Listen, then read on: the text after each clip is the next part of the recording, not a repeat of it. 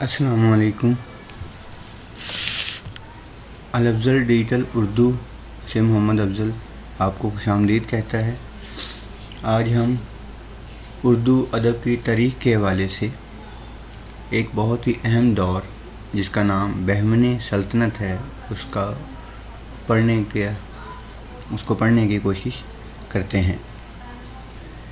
Doctor سلیم اختر کی کتاب میں یہ باب الگ سے نہیں بنایا گیا، جبکہ ڈاکٹر جمیل جالبی کی کتاب تاریخ اردو ادب میں، جو کہ 4 جلدوں پر مشتمل ہے، اس کی پہلی جلد میں باب 7 میں اس کا الگ باب باندھا گیا ہے۔ تو اس کے اندر سے اہم نکات، امتحانی نقطہ نظر سے جو اہم ہیں وہ آپ کی خدمت میں لے کر حاضر ہوئے ہیں۔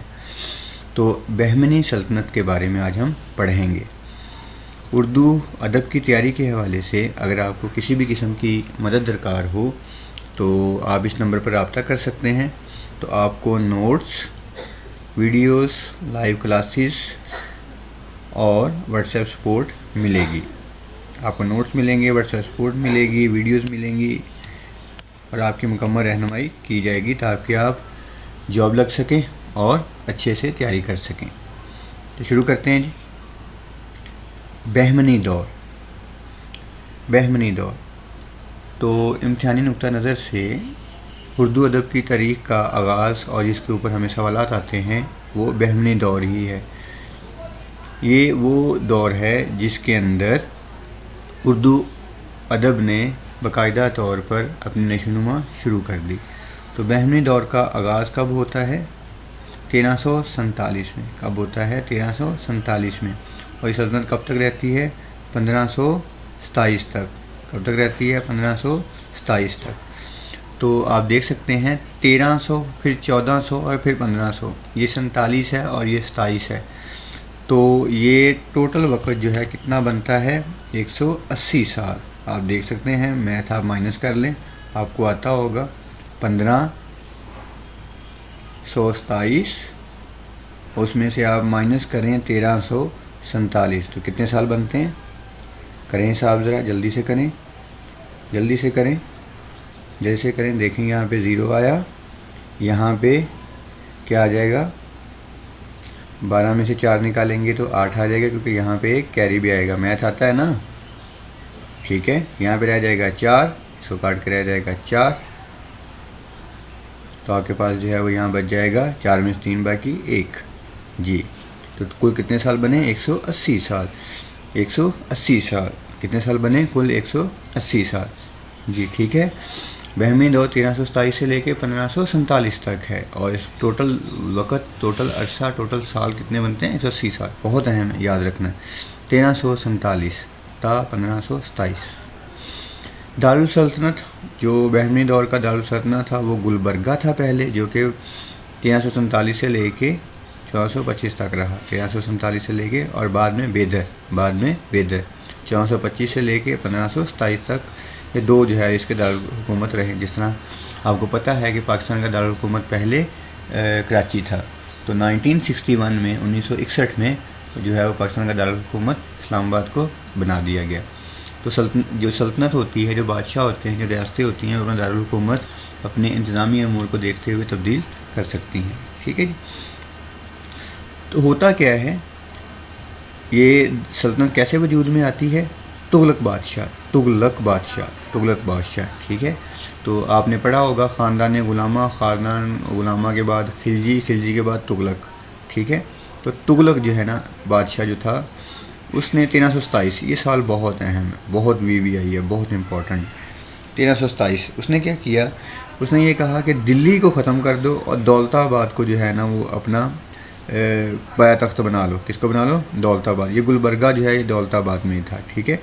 دلی سے دکن کا فاصلہ 800 کلومیٹر تھا، 700 یا 800 کلومیٹر کا فاصلہ تھا، 700 یا 800 کلومیٹر۔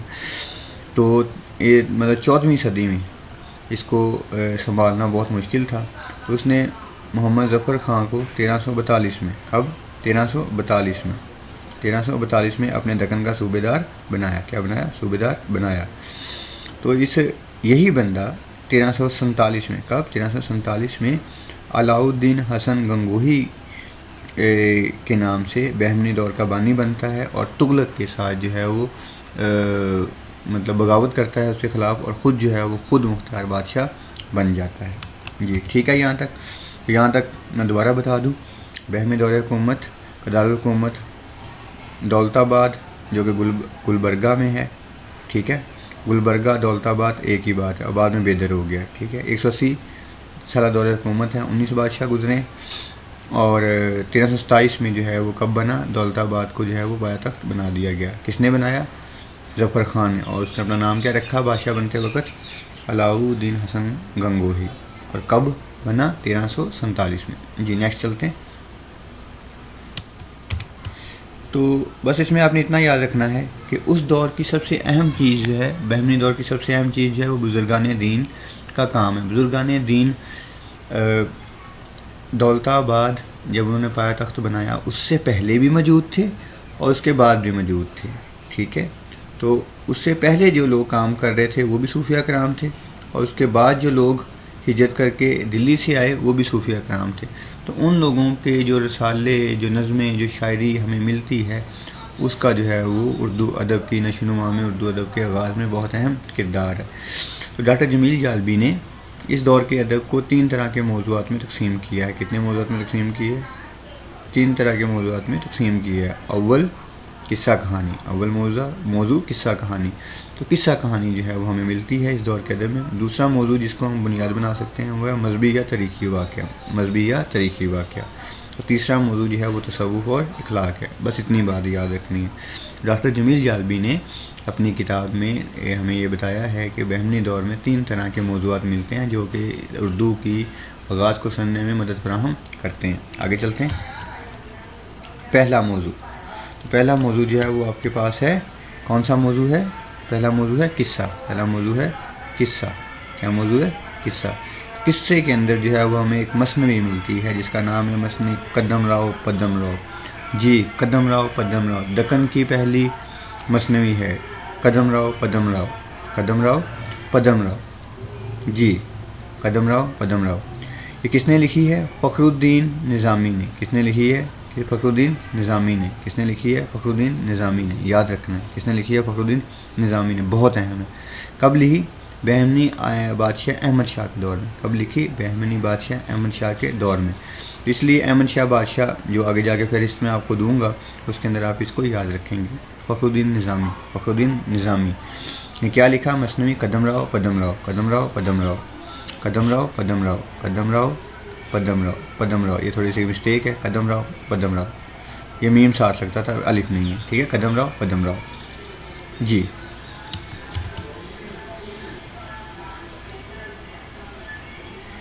دوسرا موضوع، جی دوسرے موضوع کے جو مطلب بنیاد گزار ہیں اس کے اندر جو ہمیں نام ملتا ہے وہ ہے اشرف بیابانی کا۔ کس کا نام ملتا ہے؟ اشرف بیابانی کا۔ انہوں نے لکھا قصہ شہادت امام حسین رضی اللہ عنہ۔ انہوں نے کب لکھا؟ 1503 میں۔ کیا نام تھا مثنوی کا؟ نوسر ہار۔ کب لکھی؟ 1503 میں۔ کس نے لکھی؟ اشرف بیابانی نے۔ کب لکھی؟ 1503 میں۔ نام کیا تھا؟ نوسر ہار۔ اردو کی پہلی مکمل مثنوی ہے۔ کیا ہے؟ پہلی مکمل مثنوی۔ جو اوپر ہم نے بات کی قدم راؤ پدم راؤ، وہ نامکمل ہے، اس کے ابتدائی صفحات بھی نہیں ہیں اور اختتامی صفحات بھی نہیں ہیں، ٹھیک ہے جی۔ اس کے علاوہ جو ان کی الگ تصانیف ہیں وہ کون کون سی ہیں وہ بھی ہم دیکھ لیتے ہیں۔ تو ان کی دیگر تصانیف کا نام جو ملتا ہے وہ ہے واحد باری۔ دوسری ہے جی لازم المبتدی کس کو بولتے ہیں؟ ابتدا کرنے والے کو۔ جو لازم المبتدی کا مطلب ہے لفظی معنی یہ ہے ایسا اس کے لیے لازمی چیزیں جو ابتدا کرنے والا ہے۔ اور تیسری چیز ہے قصہ آخر الزماں صلی اللہ علیہ وآلہ وسلم۔ تو ابھی تک ہم نے کیا دیکھا؟ سب سے پہلا موضوع جو ہے وہ قصہ کہانیوں کا ہے۔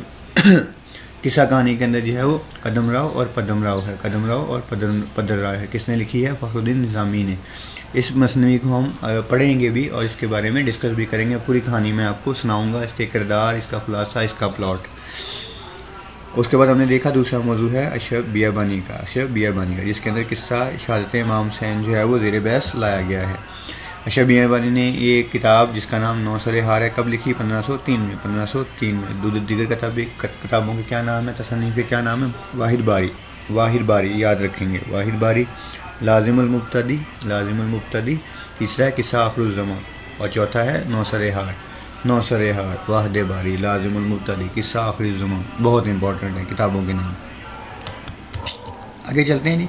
تیسرا موضوع ہے جی تصوف کے اوپر، اخلاقی تعلیمات کے اوپر۔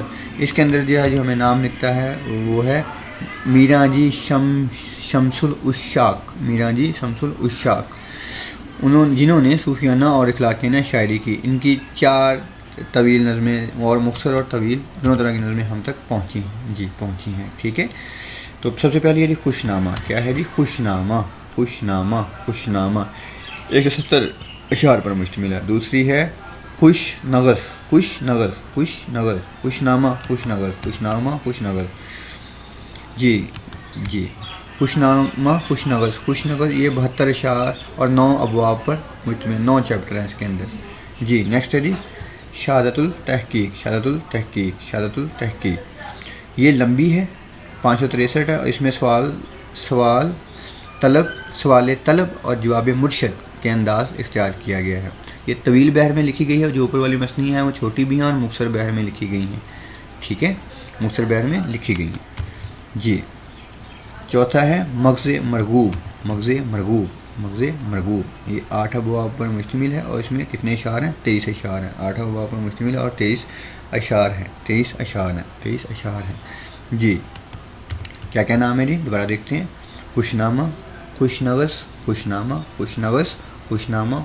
شہادت التحقیق، مغز مرغوب، کن کی ہے بتائیے؟ اس کی ہے میراں جی شمس العشاق کی۔